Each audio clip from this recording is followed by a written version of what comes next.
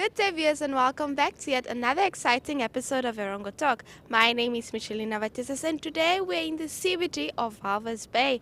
We'll bring you the weather in tides and news as per usual, and Maria Shpapo of the MIST Agricultural Laboratory will be telling us more about indigenous food and food security. So stay tuned, we'll be right back after this.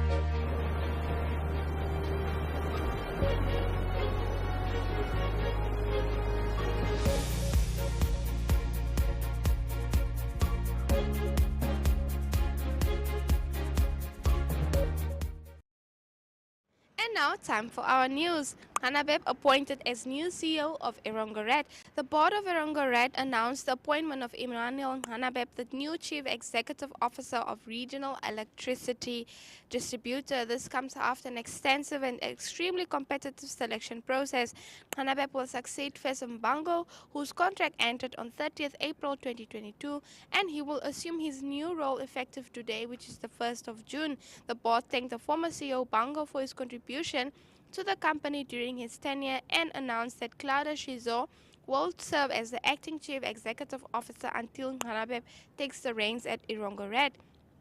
The chairperson of Erongo Red board, Zoe Nambo, said that Hanabeb's extensive financial background and business development skills will help Erongo Red reach new heights whilst executing the mandate of the company to distribute and supply safe, reliable, sustainable and accessible electricity. His strong leadership expertise will help in growing the business further, ensure sustainability and shareholder value, she said. Moving on to our second story. Contactless enabled ATMs launched. Bank Windhoek this week introduced the first contactless enabled feature across cash accepting ATMs, becoming the first financial institution in Namibia to enable this functionality. The new contactless feature allows customers to tap on contactless enabled ATMs, enter their PIN and proceed to transact.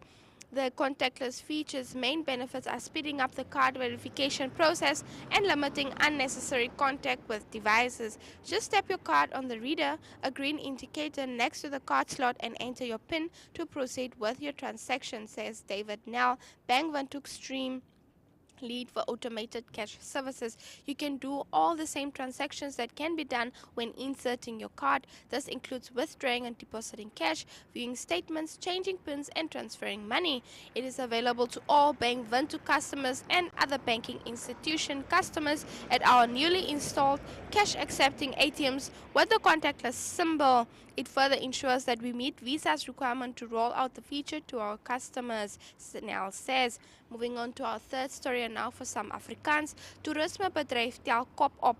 Besettingssyfers in die Namibiese toerismebedryf neem stadig maar seker toe. Die algehele nasionale besettingssyfer was in April meer as 36,15% teenoor die 27% in dieselfde tyd verlede jaar.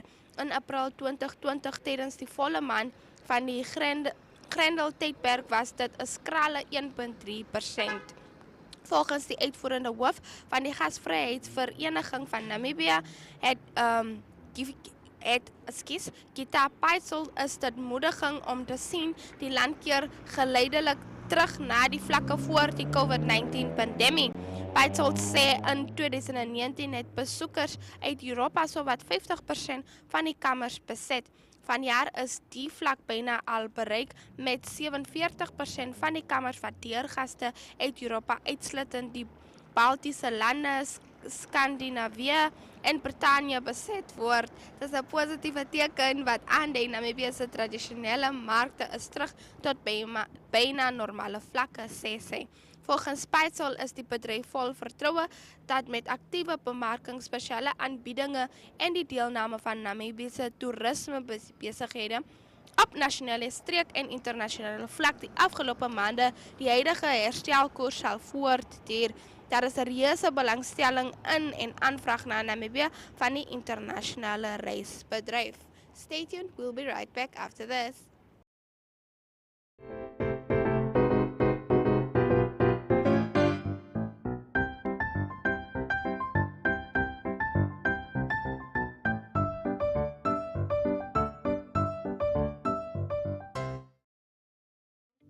Platz am Meer is a landmark on the coastline of Namibia, a home to quality shops and quality restaurants, a select variety of fashion and food retailers, as well as banks, not to mention the pier with 36 luxury apartments and entertainment for the whole family.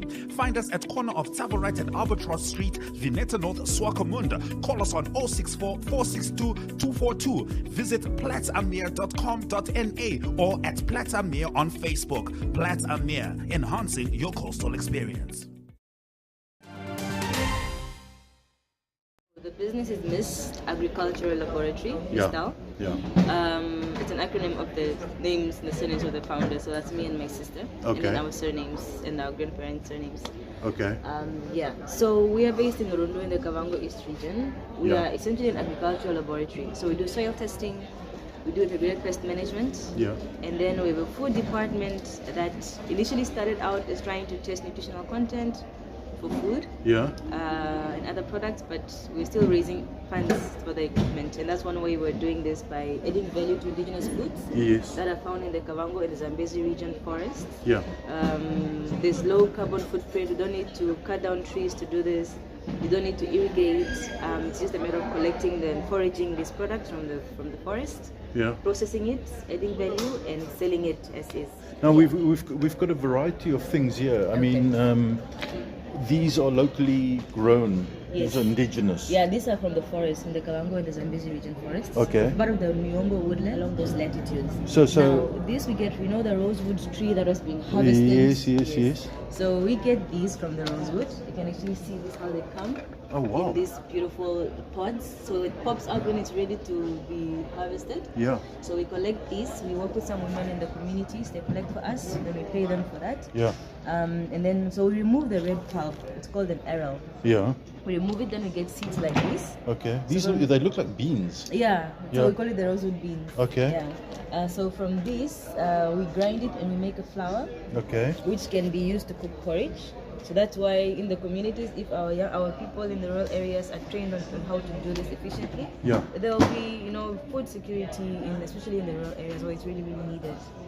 And anyway, so when we remove the red part, the red arrow from the beans, we're able to make a soup powder.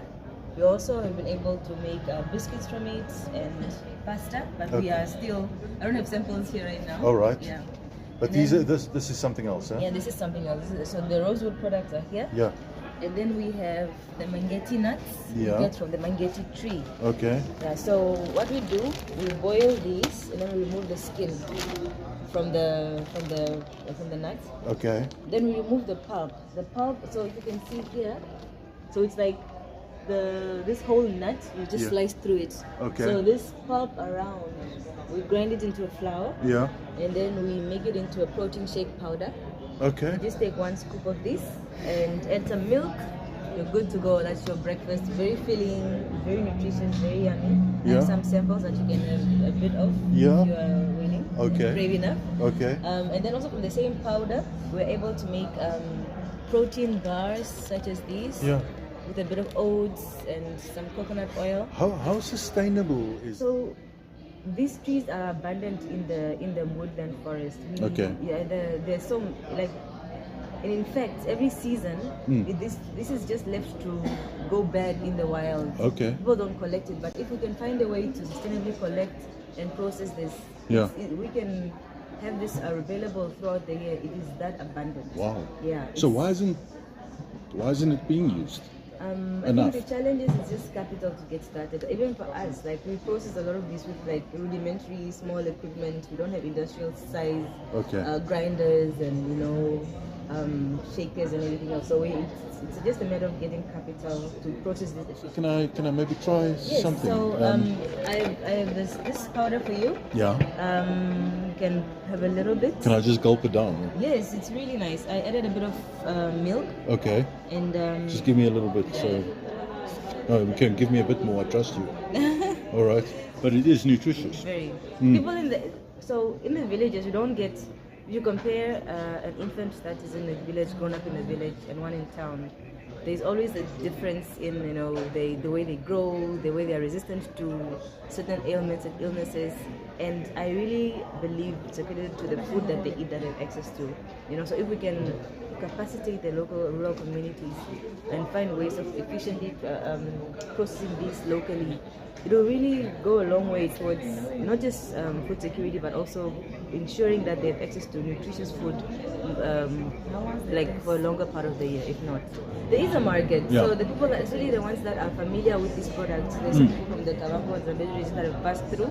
They're like, it's so nice to see this food that if I can go in a shop and just buy chibi soup, that would be amazing, because it's a long process to when you making it at home. You have to get these beans, soak them in hot water for a few hours before you can eat it. But we've done it already for you. We package it in a container. You just go and buy, take a packet, go add it to your food, and then you go. So it cuts down the processing time for them. If they're really, really excited to have this product and access to this, like even when they're tasting, like they know the smell, the taste. They're like, oh, it smells like home. But it is actually, like it's home. actually quite nice. It's I'm actually surprised. Yeah? So yeah.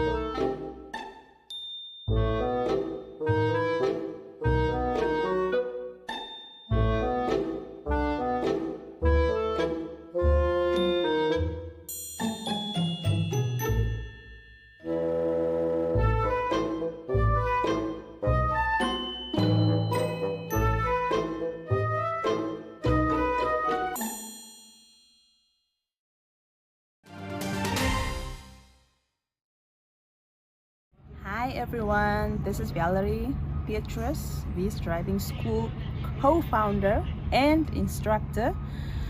For the learners out there who would like to join us, you can hop in my car anytime, any place. We will pick you up and then we'll have fun on the roads of Walvis Bay. For the business people out there, let's keep on striving, let's keep on pushing. I know it's not easy, but we have been pulling through, and thus far, due to COVID-19, we couldn't really do that much, but we have managed to pull through. For the drivers out there, kindly be patient with all the learners. Kindly have patience so that all the learners can find peace and comfortability on our Namibian roads. Driving tips: always be vigilant. Have your seatbelt on, drive the speed limit, and keep focus. Be focused at all times. Have your mirrors adjusted at a certain point whereby you can see the cars behind you, and always have your head up when you are driving. For the road rages out there, whoa, one thing I totally hate, seriously, honestly, is to be hooted. And when people out there, a learner that's busy with a lesson, it's really frustrating towards that learner. Let's give them that peace to be able to share the roads with us in order for them to know what it's like to be on the Namibian roads. I thank you so much.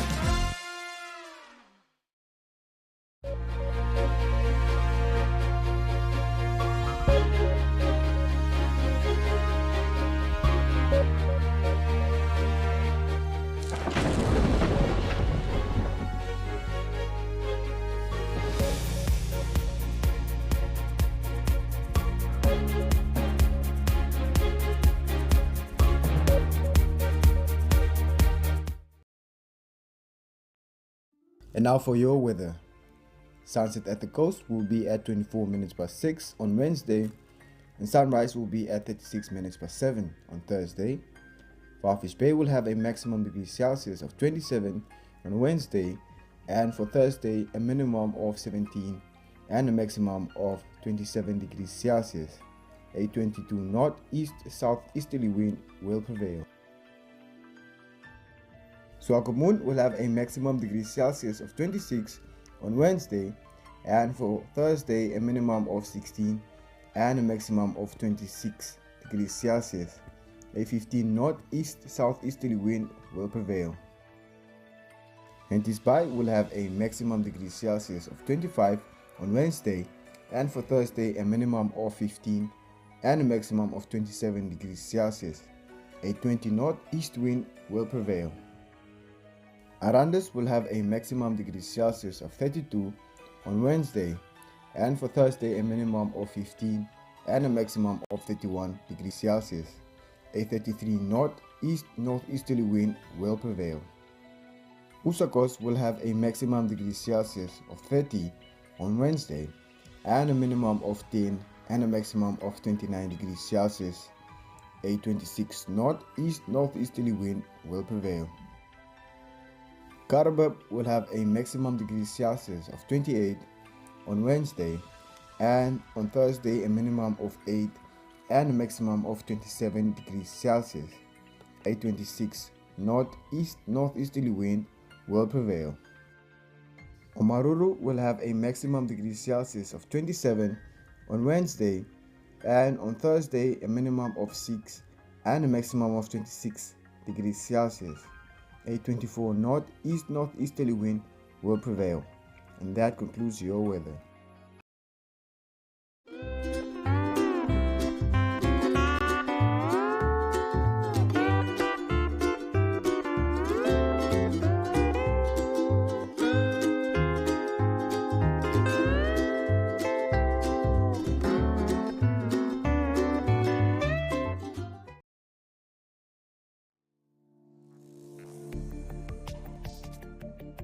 In Business 7, you get news on current economic, financial, and business matters in Namibia. The weekly show features interviews with experts and in-depth analysis of burning issues in a way that caters for ordinary Namibians and business connoisseurs alike. We crunch the numbers that matter, decipher statistics that shape Namibian lives, discuss smart money, and explore the impact of global development locally. Money makes the world go round, so catch us on NTV, oneup2.com, and the Facebook platforms of the Namibian Sun, Republikane, Algemeine Zeitung, and Namibia Media Holdings. For news-related or advertising queries, please contact b7@synergy.com.na.